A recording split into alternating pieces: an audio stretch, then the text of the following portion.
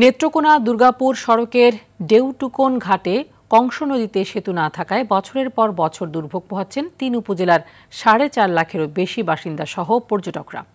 নদী পারাপারে ছোট একটি নৌকাই একমাত্র ভরসা। এতে ২ চাকার যান ছাড়া অন্য কোনো যান পারাপার সম্ভব হয় না। স্থানীয়দের দাবি দ্রুত একটি সেতু নির্মাণের।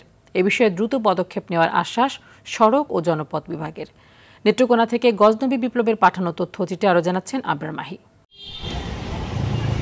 নেত্রকোনার কংস নদের ডেউটুকন ঘাট দিয়ে ৩ উপজেলার ৪.৫ লাখ মানুষ ছাড়াও দেশের বিভিন্ন প্রান্ত থেকে আসা পর্যটকরা যাতায়াত করছেন। সেতু না থাকায় বাধ্য হয়ে ছোট একটি নৌকায় ফেরি পারাপার হতে হচ্ছে তাদের।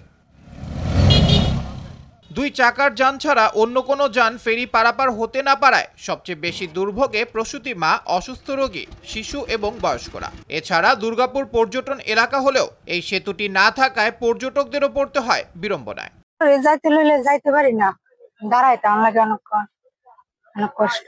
ব্রিজটা হইলে অনেক ভালো। জারিয়াতে ঘুরিয়ে দা, আনালে এই বড়ালে ঘুরিয়ে দা, এতো অসুবিধা, আমরা বিরাট অসুবিধা, আমরা খুব কষ্টে আছি এই ব্রিজটা লেগে। এই ব্রিজটা দিয়ে আপনার দুর্গাপুর থেকে শুরু করে বিভিন্ন জায়গায় যাওয়া যায়। এখানে মানুষ কিন্তু এই নেত্রকোনা হয়ে যায় না।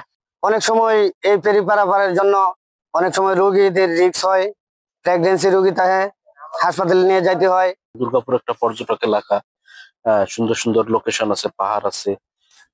এই ব্রিজটা না থাকার ফলে ফ্যামিলি নিয়ে আসলে দেখা যায় যে নৌকা পার হইতে হয়। ঊর্ধ্বতন দপ্তরে অনুমোদন পেলেও সেতু নির্মাণের কাজ শুরু করা হবে বলে জানিয়েছেন এই কর্মকর্তা। বর্তমানে ডিজাইন এবং ফিজিবিলিটি স্টাডির কার্যক্রম চলমান রয়েছে। আমরা আশা করছি খুব দ্রুতই আমরা এগুলো সমাপ্ত করে পরবর্তী কার্যক্রম গ্রহণ করতে পারবো।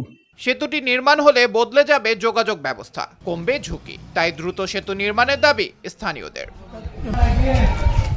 আবরার মাহি, RTV।